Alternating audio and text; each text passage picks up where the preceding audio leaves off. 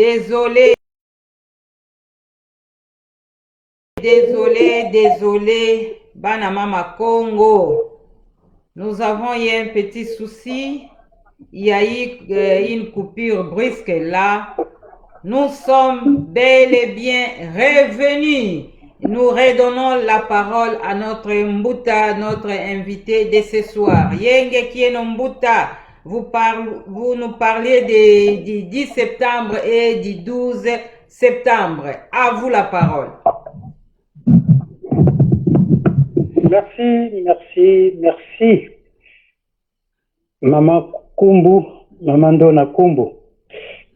Certes que, bon, nous avons été interrompus, donc un problème d'ordre technique, mais comme on dit, bon, nous ne sommes pas les maîtres de la technique. Donc ce que nous faisons, nous, ce n'est que dire au monde la vérité telle qu'elle est. Nous reprenons le cours de nos idées.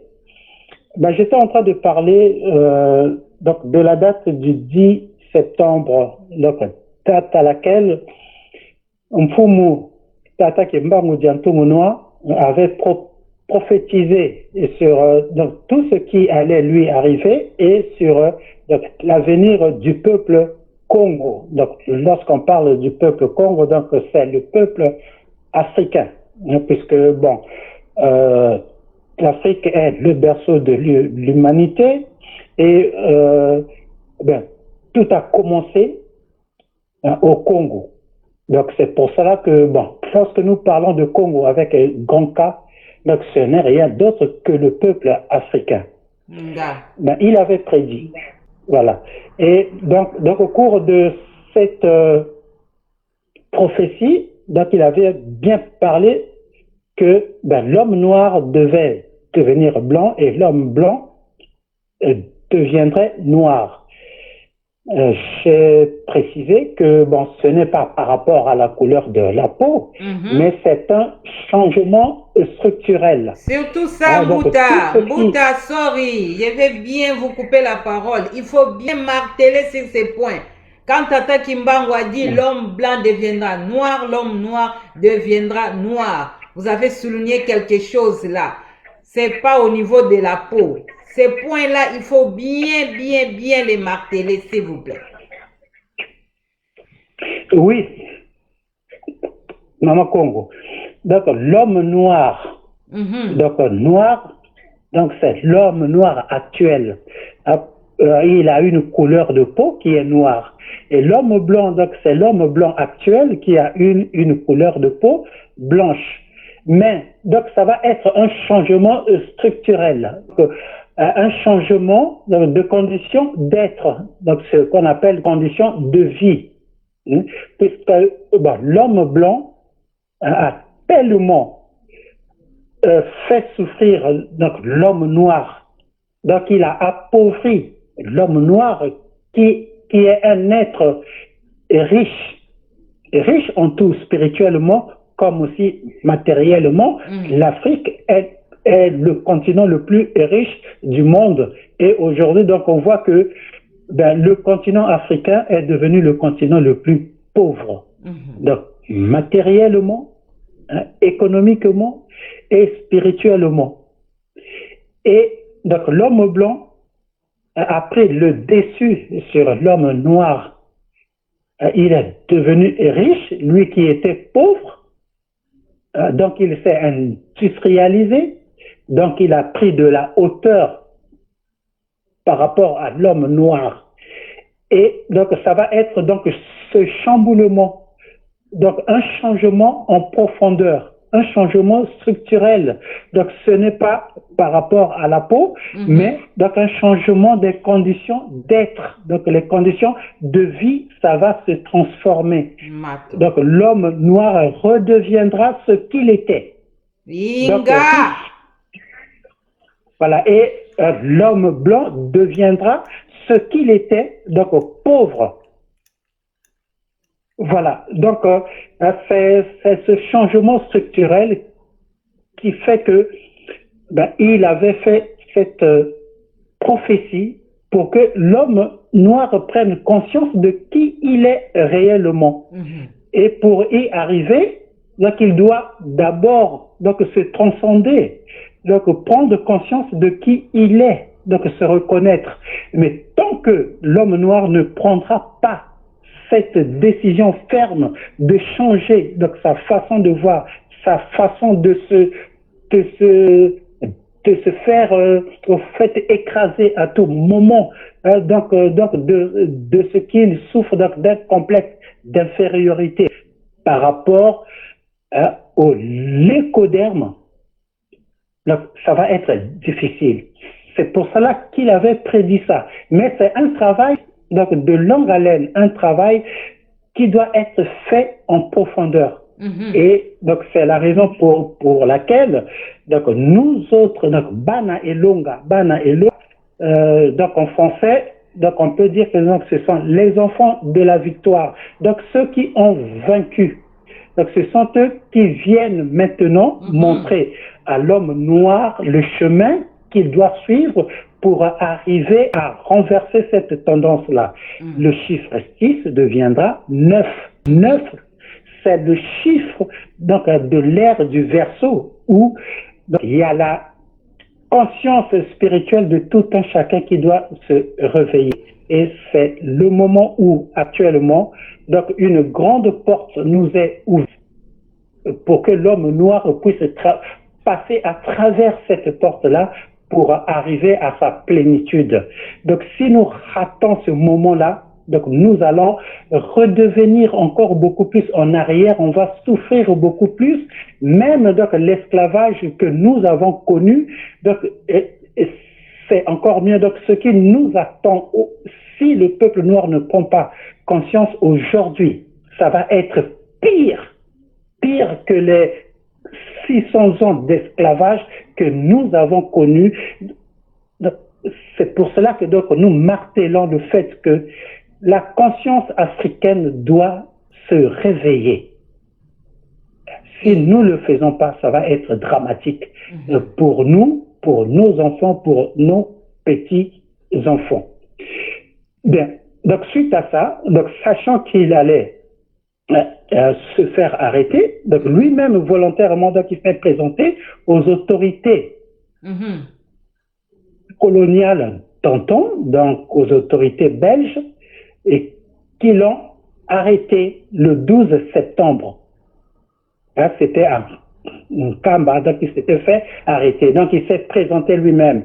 Et à partir de là, donc ils l'ont pris, ils l'ont emmené à Mbanzangungu, qui anciennement s'appelait Tisville, où il a été condamné par un tribunal militaire. Donc un civil qui n'a fait aucun acte politique, qui n'a fait donc aucun attentat, rien, donc il n'a tué personne, donc il était jugé par un tribunal militaire et condamné à mort. Donc ça, c'était le 12 septembre 1921.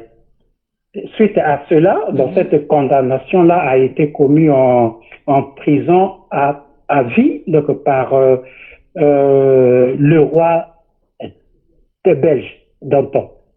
Voilà donc grosso modo, donc, en résumé, ce que donc, représente pour nous les dates du 10 septembre 1921 et du 12 septembre 1921. Matondo Mbuta pour cette belle intervention. Nous avons suivi vraiment avec beaucoup d'attention et beaucoup d'intérêt. La date du 10 septembre, c'est la date où Tata Kimbangu a prophétisé sur l'homme noir, et la date du 12 septembre, c'est la date que Tata Kimbangu a été condamné injustement par le tribunal militaire belge. Donc, voilà un peu ce que nous appelons histoire. Donc, l'homme noir est obligé à rentrer vraiment dans son histoire et décortiquer des mystères cachés. Matondo Mbuta, nous sommes appelés à redevenir un arbre de vie africain. C'est le sujet dont vous nous avez donné, un arbre africain. Qu'est-ce que vous voulez dire par là? Un arbre de vie africain. C'est profond. Oui, c'est un sujet qui est très, très intéressant. Donc, je voulais faire comprendre à l'homme noir qui il est réellement. Nous savons tous, enfin, peut-être pas tous, hein, que donc Dieu, donc le Dieu créateur, hein, il avait créé le monde qu'il avait reparti donc en 4 pôles, hein, ce qu'on appelle donc les 4 points cardinaux. Et à chaque point cardinal, donc il avait mis un Dieu qui était donc le Dieu référent d'une race. Il a créé donc le pôle, enfin disons que voilà, donc l'est, donc le point cardinal est, ouest, nord et sud. Donc à chaque pôle, il a institué un Dieu, donc qui est son représentant. Et donc chaque peuple, chaque race, donc le Dieu créateur nous a donné un Dieu qui nous est propre. Donc un Dieu qui correspond à ce que nous sommes donc, par rapport à notre race. Donc un Dieu noir, il est noir. Un Dieu blanc, il est blanc. Un Dieu jaune, au fait, voilà. Donc un Dieu noir pour les noirs, un Dieu rouge pour les rouges, un Dieu jaune pour les jaunes et un Dieu blanc pour les blancs. Un Dieu jaune, un Dieu blanc. Il y a aussi un Dieu jaune. Oui, ben oui, il y a un Dieu pour chaque race. Bon, le Dieu donc, qui nous concerne, nous, le peuple noir, donc nous sommes à l'est, donc le pôle est, donc c'est le peuple noir, donc le premier qui a été créé, donc c'est l'est, là où se lève le soleil. Et notre Dieu, donc c'est un Dieu soleil, donc qui éclaire toute l'humanité, donc c'est le tout premier que le Dieu créateur avait instauré pour superviser la race noire. Et ce Dieu a un nom, donc Nzambiampungu. Donc ça c'est le Dieu noir. Et donc dans la lignée de ce Dieu-là, donc il y a eu donc les premiers ancêtres qui ont été créés. Donc c'était notre ancêtre homme, donc Nzalapanda, et notre ancêtre femme et qui est Kitelekinabo.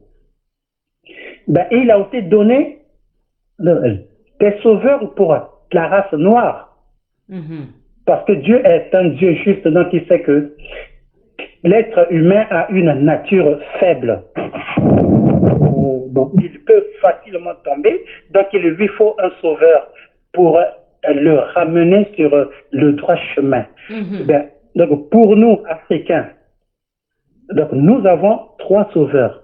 Donc le tout premier, donc c'est Tata Kimbangu Diantumunwa. Le deuxième sauveur, donc, c'est Tata Mpadibuka Makengo Nsuka.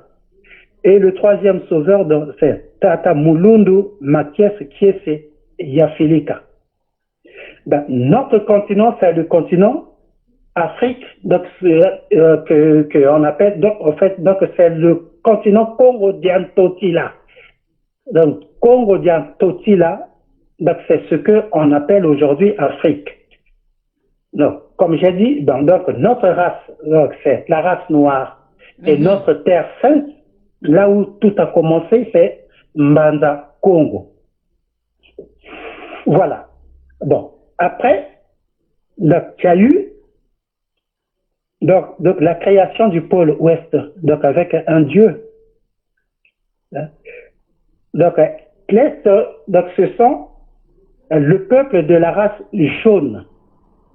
Leur dieu, c'est Iswara Nirvana. Leurs premiers ancêtres, c'est Tchèque et Kao. Leur sauveur, c'est Krishna et Bouddha. Le continent, donc c'est l'Asie de l'Ouest.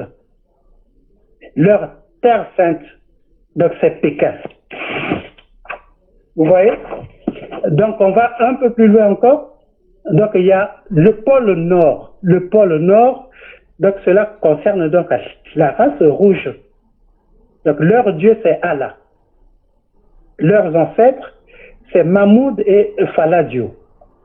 Leur sauveur, Mohamed et le Bab. Leur continent, c'est l'Arabie. Et leur terre sainte, c'est la Mecque.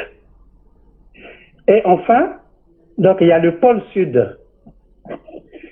Donc c'est le pôle donc, de la race blanche. Ben, leur dieu, c'est Elohim Jéhovah. Leurs ancêtres, Mélek et Sédek. Leur sauveur, c'est Moïse, Béléni, Joveni, Emmanuel et Noah. Ben, leur continent, c'est l'Europe. Et leur terre sainte, c'est Israël.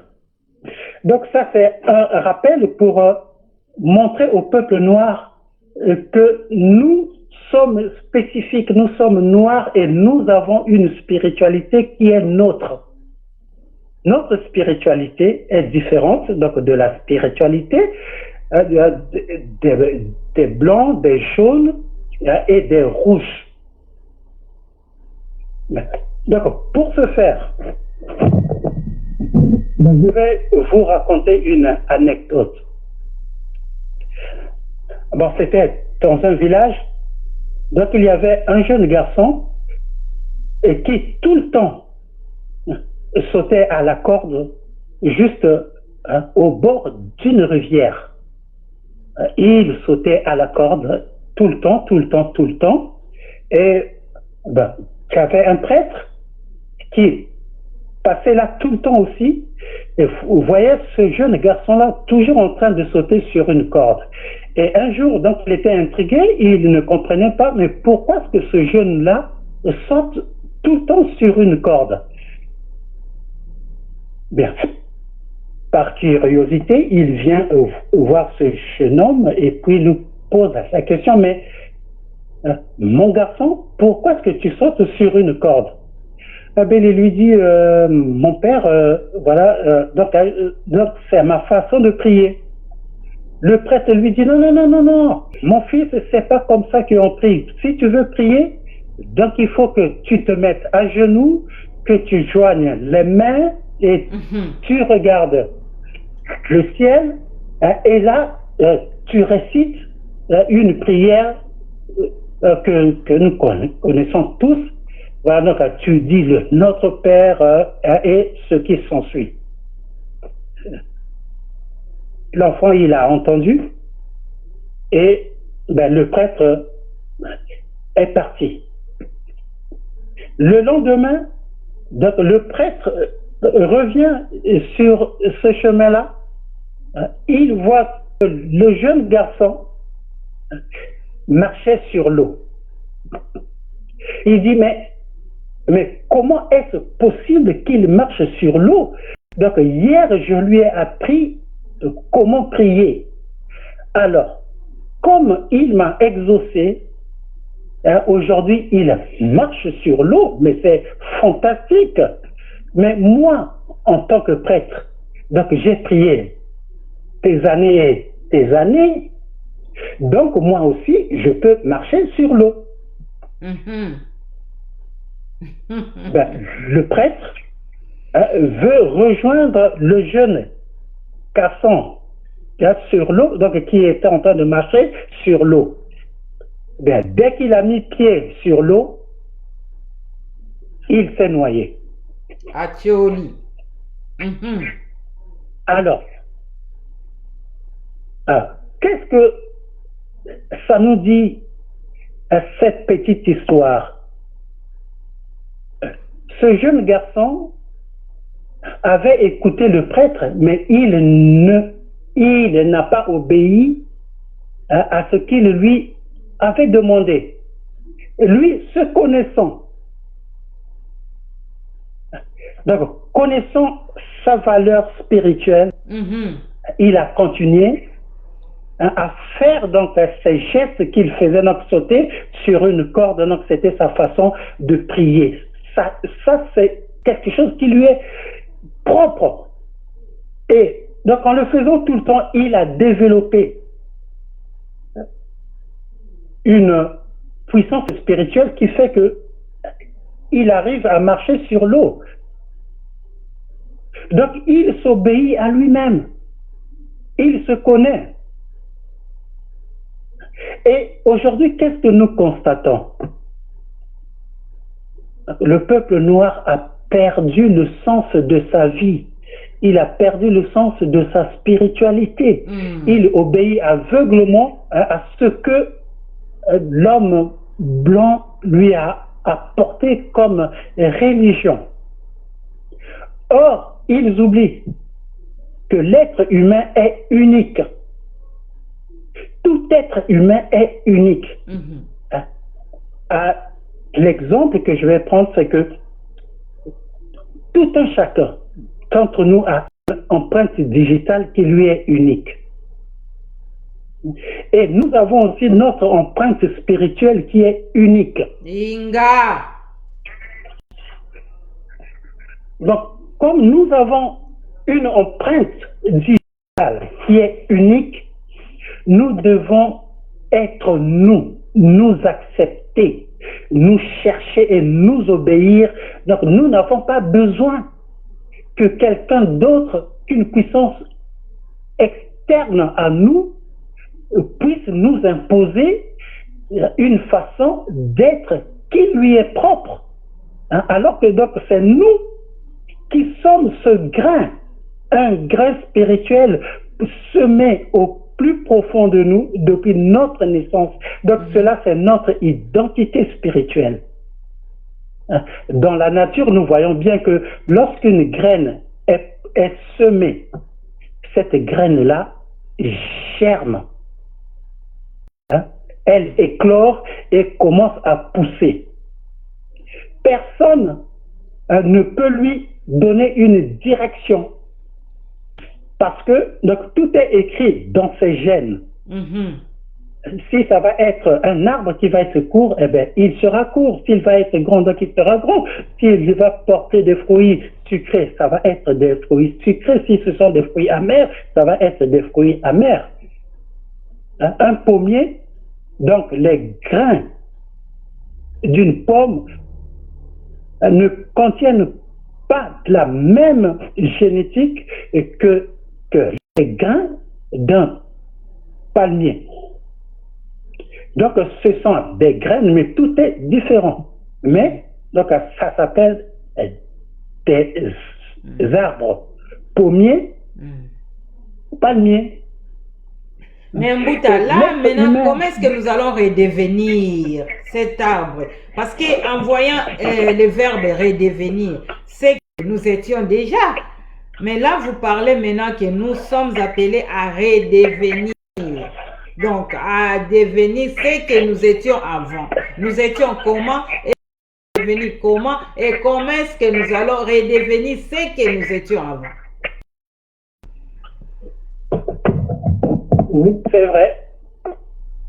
Parce que donc nous sommes aujourd'hui dans un présent qui est là, qui nous est complètement qui est faussé.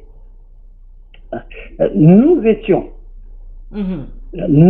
une graine à notre naissance. Lorsqu'on voit bien une graine, donc plutôt lorsqu'on voit un enfant dans le sein de sa mère, il a une forme d'une graine. Il est rond, puisqu'on voit donc le ventre de notre maman toujours rond lorsqu'elle attend un bébé. Donc c'est une graine qu'elle porte. Et donc cette graine-là éclore le jour de sa naissance. Donc lorsque l'enfant sort du sein de sa mère.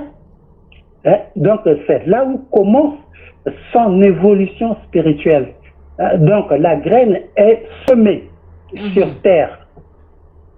Et à partir de ce moment-là, cette graine-là doit suivre un cheminement qui respecte donc, les normes de création, donc ce que Dieu avait mis en lui.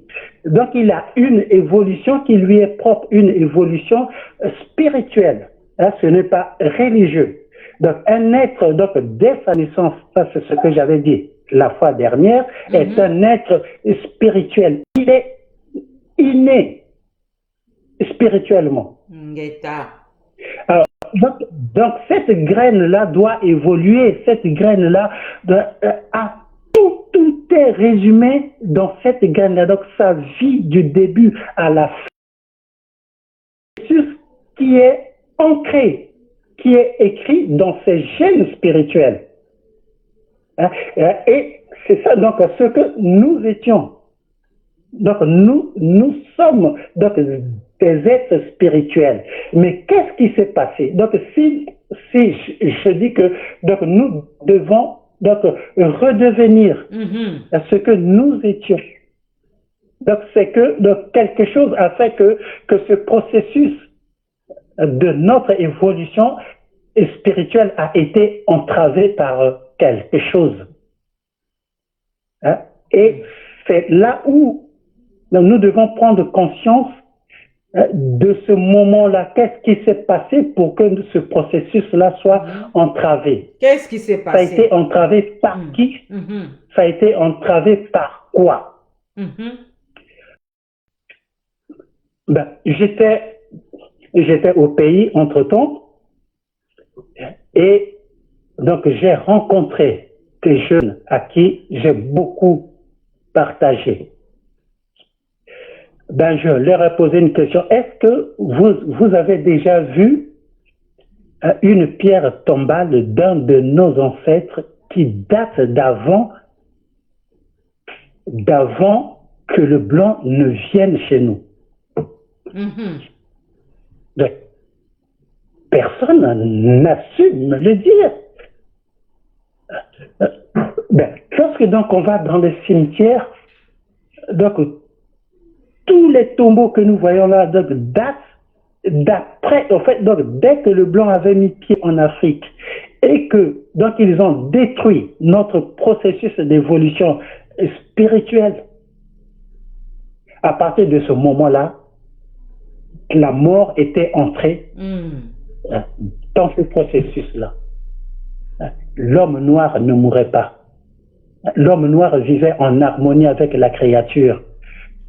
Donc, une fois qu'il était fatigué, il se disait, bah, écoutez, donc, je me retire. Et volontairement, il disparaissait pour aller se reposer et revenir encore dans la même famille pour continuer donc, son d'évolution spirituelle. Parce que donc, cela prend du temps. Ce n'est pas en une seule vie qu'on peut réaliser tout ce que nous avons en nous. Donc, c'est un schéma spirituel.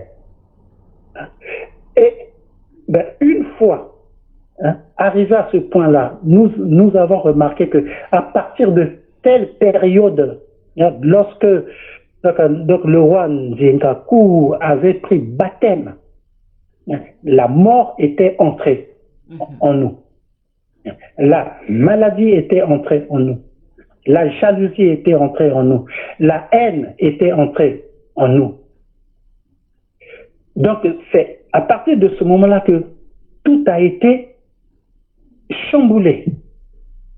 Et notre souffrance actuelle vient de ce moment-là. Lorsque ce lien avec nos ancêtres, avec le Dieu de nos ancêtres a été rompu. Mais comme ce lien-là a été rompu, donc nous en sommes conscients, nous. Mais beaucoup d'entre nous ne sont pas conscients que donc, nous avons un lien qui a été rompu. Donc il faut repartir. Donc il faut faire une restauration, repartir au moment où tout fonctionnait chez nous. Et une fois que nous allons faire une restauration. Tout ce qui était venu après, donc ça va s'effacer. Donc ce processus-là, je l'ai déjà expliqué. Donc nous allons redevenir ce que nous étions avant que le colon vienne chez nous. Donc avant, nous étions un arbre de vie.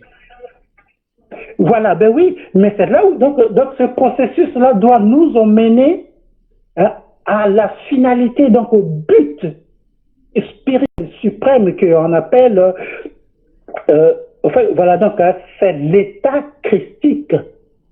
Donc l'être humain est emmené à devenir un Christ. Donc Christ, bon, ça c'est un mot que nous avons hérité, mais comme là on est en train de parler en français, donc tout le monde sait qu'un Christ. Donc l'homme, dans son évolution spirituelle, est emmené à devenir un Christ.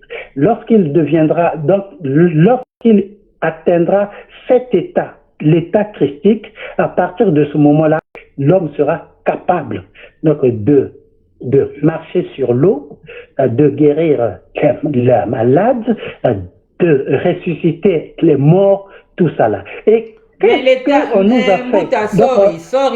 l'état christique que vous parlez, nous connaissons un Jésus-Christ.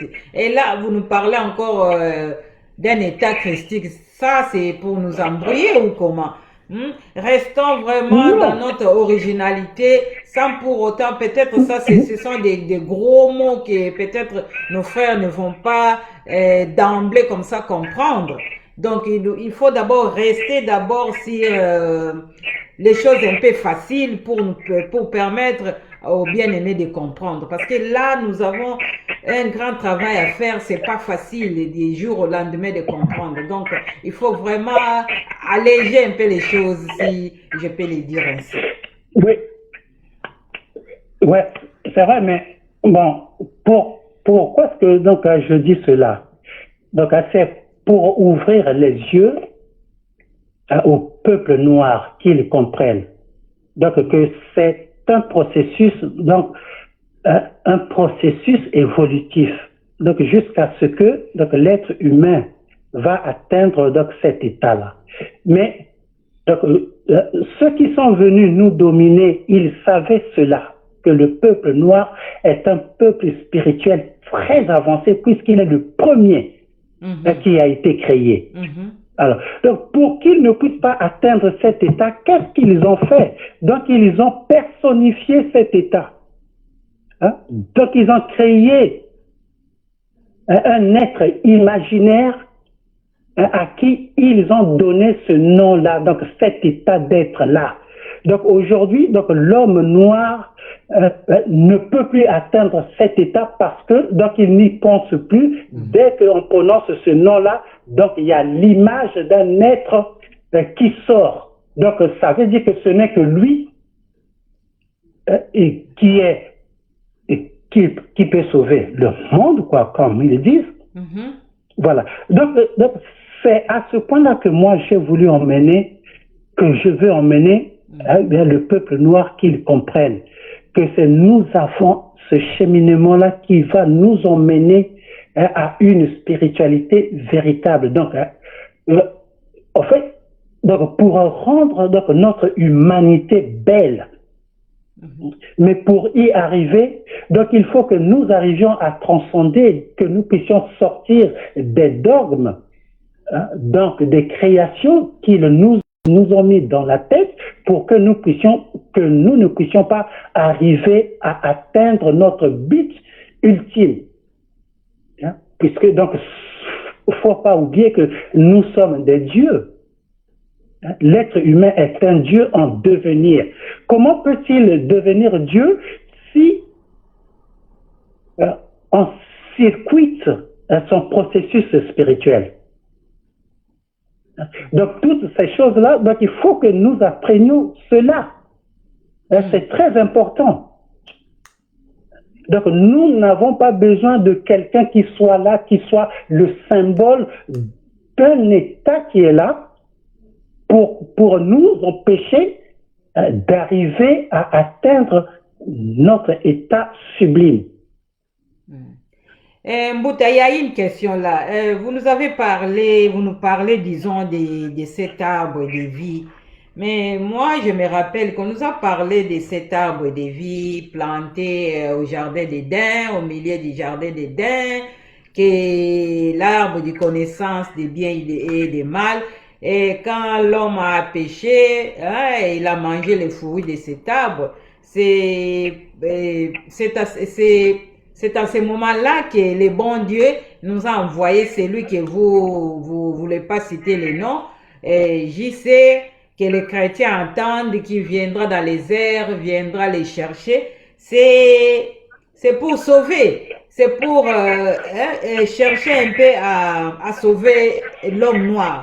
Parce que l'homme noir est tombé dans les péchés. C'est pourquoi, quand il a mangé les fruits de cet arbre de vie, c'est cet arbre de vie que vous voulez parler ou bien il y a un autre arbre de vie qui est caché là? Non, l'arbre de vie, comme vous avez dit, donc c'est la graine donc, qui est plantée dans le jardin. Et cette graine-là, donc ce jardin-là, c'est quoi? Donc, c'est la matrice d'une maman qui porte cette graine qui est un enfant. Et c'est cet enfant-là qui deviendra l'arbre de vie. Une fois que l'enfant naît, il commence son processus spirituel jusqu'à ce qu'il deviendra un arbre, un grand arbre qui va fleurir, qui va porter des fruits. Donc, sur un arbre des fruits, qu'est-ce qui arrive? Donc, il y a des oiseaux qui arrivent, faire leur nid. Bon, il y a des gens qui viennent s'asseoir sur l'arbre là pour profiter de l'ombre, donc manger des fruits de cet arbre-là. Cet arbre-là, donc, c'est l'être humain. Nous avons été faussés spirituellement. Donc, on nous a détournés de ce que nous sommes. Nous sommes l'arbre de vie. Inga.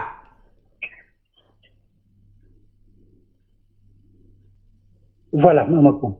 Matonde. Donc, nous sommes l'arbre de vie.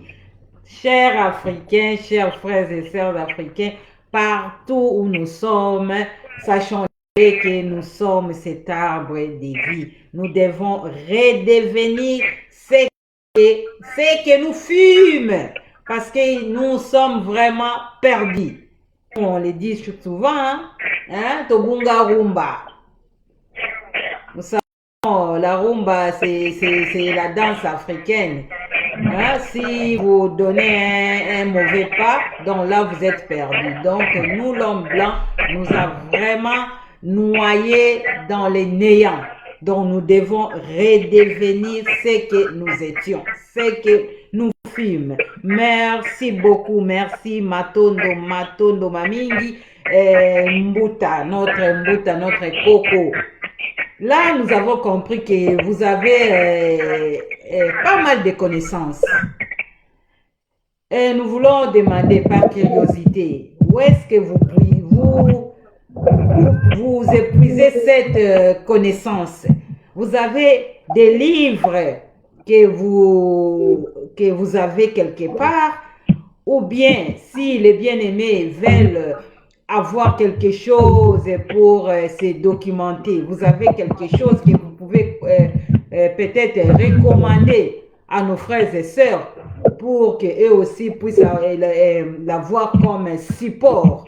Parce que là, en vous écoutant, nous comprenons que vraiment vous avez tant de choses et vous avez des histoires et des histoires, vous avez tant de choses à nous parler. Mais où est-ce que vous tirez tout ce que vous nous parlez là? Vous avez un livre quelque part ou bien où est-ce que vous vous documentez au fait?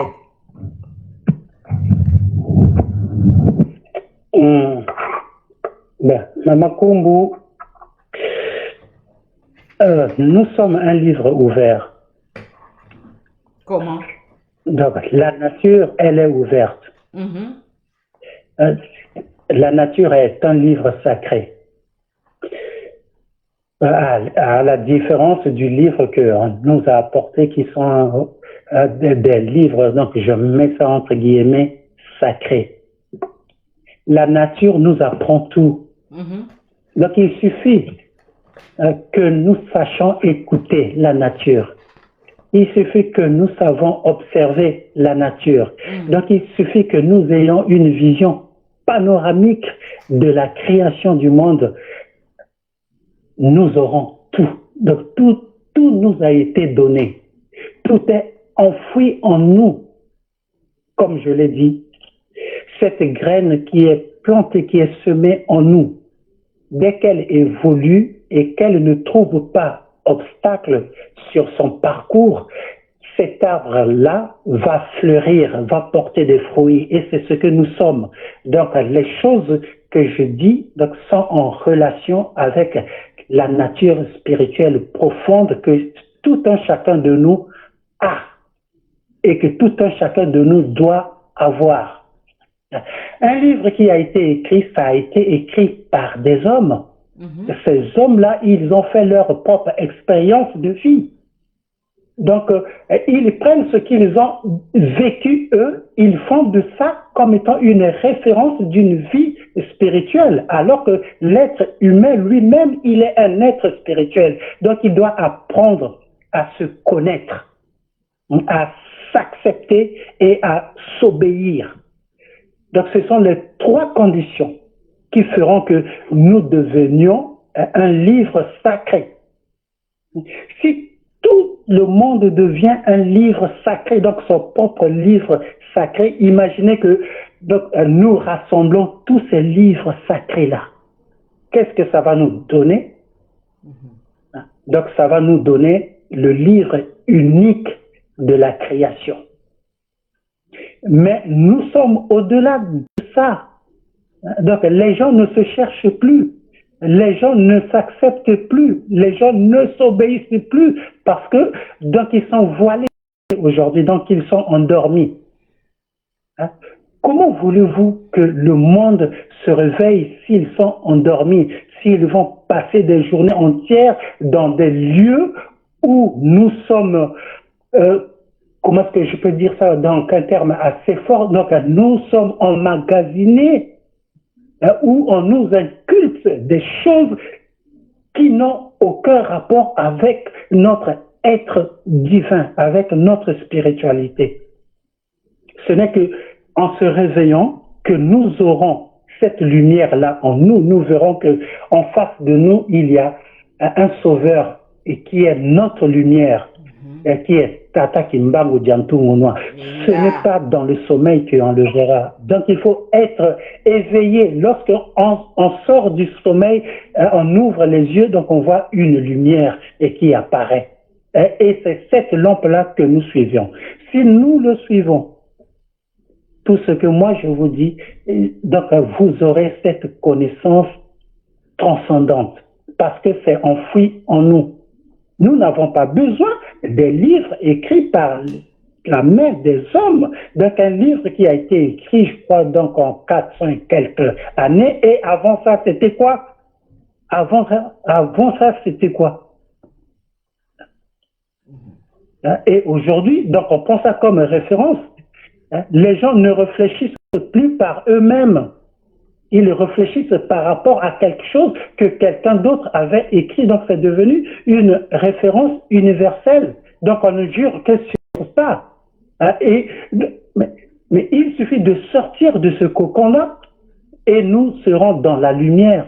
Cette lumière qui nous attend, qui n'attend que nous nous réveillons pour reprendre donc, notre chemin qui a été bouché. Et une fois que nous sortirons de là, cette vision du monde, cette compréhension spirituelle reviendra à nous parce que nous aurons rétabli ce processus-là. Donc nous aurons rétabli cette liaison que nous avons perdue. Voilà donc ce que je peux dire. Matondo, Mbuta, nous sommes là, nous allons nous allons revenir et nous allons encore parler. Et pour conclure, vous nous avez parlé des Banailonga. Et si vous pouvez nous donner les programmes des Banailonga. Que font Banailonga? Banailonga se réunissent où? Quel est leur plan d'action? Qu'est-ce que Banailonga envisage pour les jours à venir? Parce que vous avez dit que vous êtes l'un des Banailonga, les enfants de la victoire. Quel est le plan d'action de Banailonga? Et si quelqu'un veut approcher Banailonga, qu'est-ce qu'il peut faire? C'est la dernière question. Je crois que nous allons chuter par là. Matondo, Mama Kumbu, Banailonga, donc les enfants de la victoire. Bon, lorsqu'il y a un combat, donc il y a toujours un perdant et un gagnant.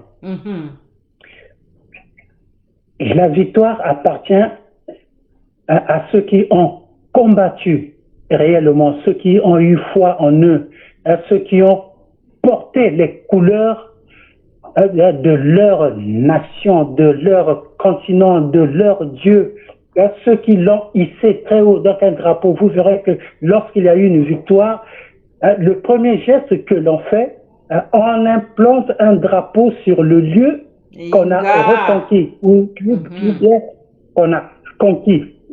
Voilà.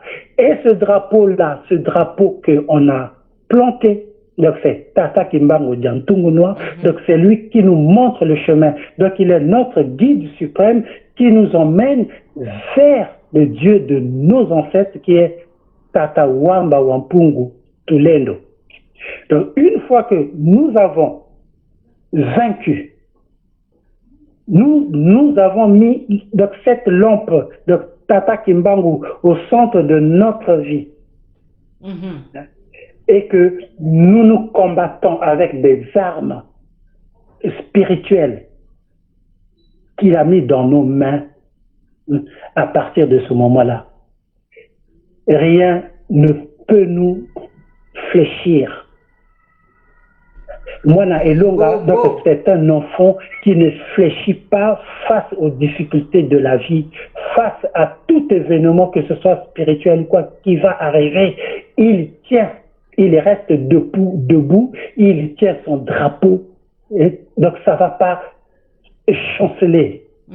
Il reste debout et il marche. Il a confiance en lui parce que il se connaît, il s'accepte et il s'obéit. Il n'obéit à rien d'autre que à cette lampe-là, à cette lumière qui lui, en lui, donc luire, donc qui éclaire en lui. Inga. Sans lui, sans cette lampe-là, sans cette lumière en nous, le peuple noir ne peut rien. Le peuple noir sera toujours dans le sommeil là. Donc Banailonga, nous sommes venus, c'est pour réveiller les consciences spirituelles. Nous sommes venus réveiller donc nos parents, nos enfants, donc nos petits enfants, pour qu'ils puissent revenir à la lumière, qu'ils sortent de cette forêt, cette jungle dans laquelle ils sont encore enfermés. Et comment approcher Banailonga? Comment les approcher? Vous avez un jour spécial où vous vous réunissez ou comment? En fait, bon, donc, Banailonga, bon, pour devenir Mwana-Elonga, d'abord, donc, c'est un processus individuel. Inga. Et si quelqu'un arrive à se connaître, à s'accepter et à s'obéir, il est déjà Mwana-Elonga. Mais s'il veut donc retrouver encore beaucoup plus de connaissances sur notre mission ici-bas, ben nous avons des canaux, donc notre chaîne YouTube, Bana et Longa TV. Nous avons aussi notre page Facebook aussi, Bana et Longa TV. Et nous avons aussi donc un groupe donc WhatsApp. Nous nous retrouvons tous les mercredis pour partager, pour approfondir donc tout ce que nous avons. Et donc si quelqu'un veut nous approcher, donc c'est sur ces 3 canaux-là. Mais la première condition, c'est se connaître, s'accepter et s'obéir à soi-même. Et mettre au centre de notre vie notre lampe, notre lumière, Tata Kimbango Diantungunwa. À partir de ce moment-là, eh bien, donc nous deviendrons des vainqueurs. Matondo. Matondo, Matondo Mbuta, c'est dans ces mots, par vos mots, que nous mettons aussi fin à cette émission de ce soir, bien que nous avons eu un problème de coupure au début, mais Dieu voulant, nous avons tenu notre émission jusqu'à la fin. Nous vous remercions, soyez toujours là et nous avons vraiment des choses à partager et à donner à nos frères et sœurs africains partout dans les mondes. Je crois que pour aujourd'hui, vraiment, les temps nous pressent.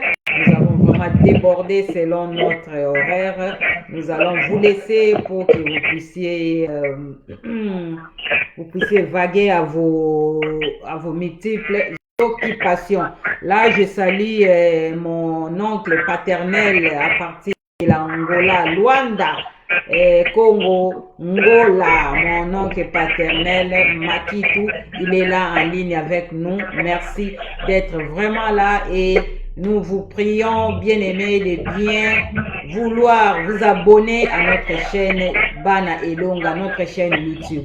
Donc nous sommes là, nous sommes ouverts.